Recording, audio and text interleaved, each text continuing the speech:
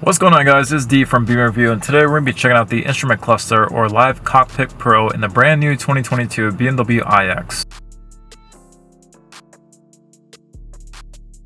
This is me hitting the start button. The whole screen just comes alive. The vehicle steering wheel goes down as well too. I'm just going to shift up the steering wheel just a little bit so you guys can get a better view of this center console as well too. But without doing anything to the screen right now, let's just try to check out this view. And I do apologize that the screen keeps getting blurry, but let's just go right to it, guys. So starting from left to right, on the lower left side, we see the current charge or the charge state that the vehicle is in. So right now it's at 98%. The vehicle is in park. That's why you also see that little park symbol right along there too. Moving to the right just a little bit, you see our time. It's going to be 4:55. And then moving right to the right along that as well too. On the left side, going from 0 to 140, going to the top, that's going to be our mile per hour. Of course, you can change this to to kph as well too if you do decide to. We have our center digital speedometer right dead center. Right below that, we have our gear shifter, whatever gear we're in.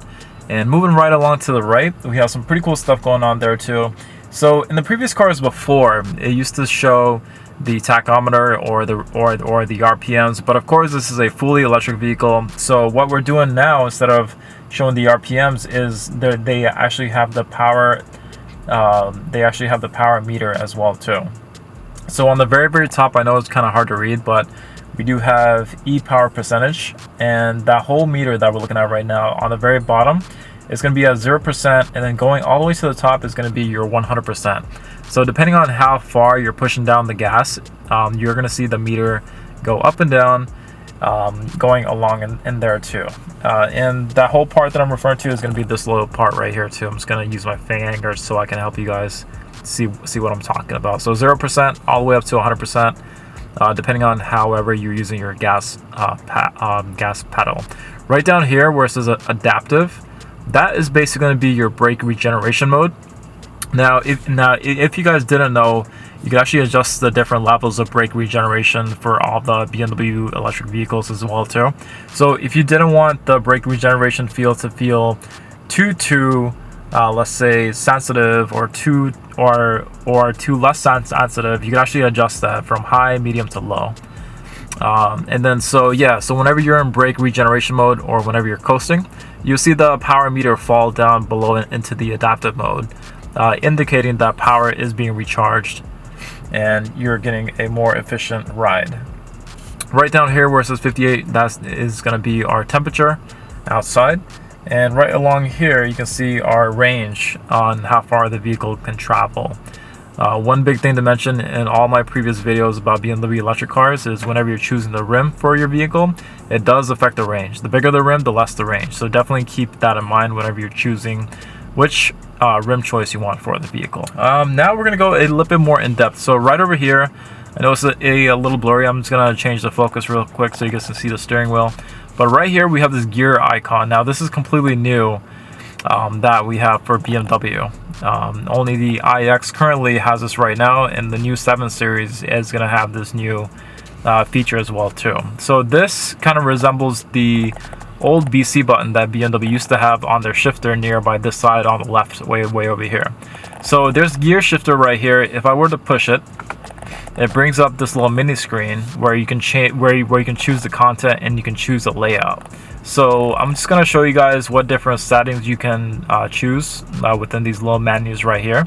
So I'm just going to push down on content, and if I scroll down one, you can see what types of different content you can choose from between the middle screen here. Again, this is the old BC button that BMW used to have way over here on the left. They kind of just pushed everything into this little guy now. So going back to this screen right here, I'm just gonna focus in so you guys can see. There we go. So this portion right here that we're looking at right now, that is actually how much of the battery you are currently using. You can also see this is also where the trip computer is, and also your total mileage. So total mileage for this vehicle, let's just say for example, is 773. And the trip computer, I actually did just reset just a few seconds ago just to make sure that I was doing that right. But if you guys wanted to reset the trip, you would just push this button full the end in order to reset the trip computer there too. Moving right along, I'm gonna hit the gear icon again, and I'm gonna go down to the next content display that we have. And going straight down, we have this next one, which just shows a more visual representation of your range. So going down to the next content display, guys, we have our compass, and of course this moves along whenever you're moving along the road. So a nice visual compass is probably the most advanced compass that I've ever seen in a vehicle. Going right along, we have our map, which used to be the default for the previous iDrive 7. Let me zoom into that real quick. So yeah, guys, this is the map that we're pretty familiar with all the previous BMWs that I used to have. So you do have that option as well. And going down to the last one is going to be a really popular one. And this right here just shows all the different types of music that is currently playing on the radio, so you don't have to keep looking at your other screen the whole time. But yeah, guys, all this was found in this little gear icon right here. And scrolling over to the right side where we have layout. Now layout is actually really cool because you can change the layout or the structure that you see within this whole screen right here. So we're just gonna check out what different types of layout we can choose from too. And I'm sure that you guys will like this a whole lot. You can make things pretty advanced or pretty simple too. So this is our default one, the very first one. It has this really cool design that's similar to what you would find in the M8 and the M5.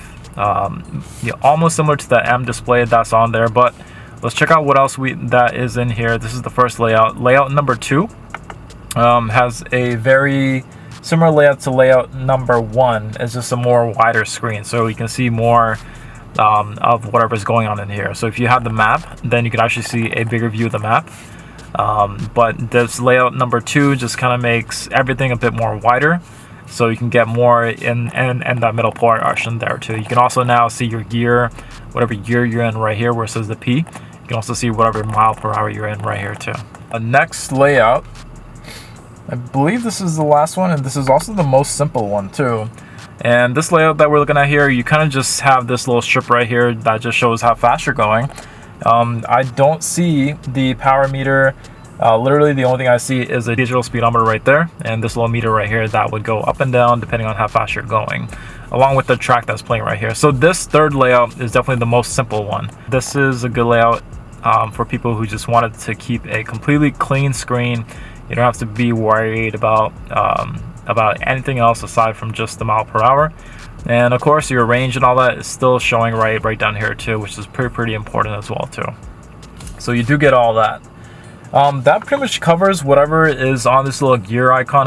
Now going over to the next thing before we end the video, just wanted to show you guys some really cool, more advanced tricks. So I'm gonna grab this little controller here, and I'm gonna go into the menus on this side. I'm not gonna show you guys everything that's on this side, but if I were to go into menu, and if I were to go into, let's just say, displays right over here, let me focus in so you guys can see.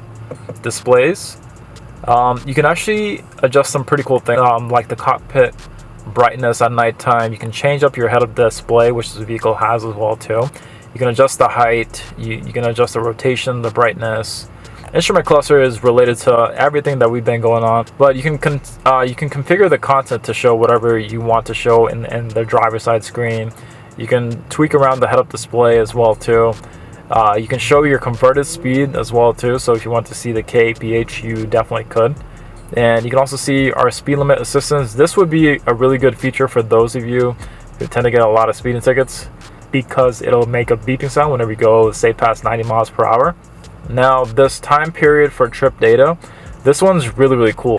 Whenever your vehicle comes to a full charge, you can have the trip reset itself. And then that is done by just choosing whichever one of these settings right over here. You can have it since your factory, you can manually do it. You can also have it set to your last charge, or since the start of your last trip. So yeah, some pretty cool features here. I'm going to be going more in depth with iDrive 8, which is going to be more on this side of the screen, but I just want to show you guys the instrument cluster on the left driver side of the screen for this video. Let me know if you guys had any questions. Definitely subscribe if you guys want to see the rest of the more in-depth tutorials on the BMW iDrive 8. We're seeing a ton of BMW iX content, but not so much of the in-depth stuff. So definitely subscribe, guys, if you want to get the full tutorial of this whole beautiful vehicle. There's a ton of features to go over. and I definitely want to make sure that we cover as much as we can. So definitely subscribe, guys. Let me know if this video helped you guys with anything. If you guys have an iX on order, let me know. If you guys have any questions, feel free to drop it down below. I'll see you guys for the next one.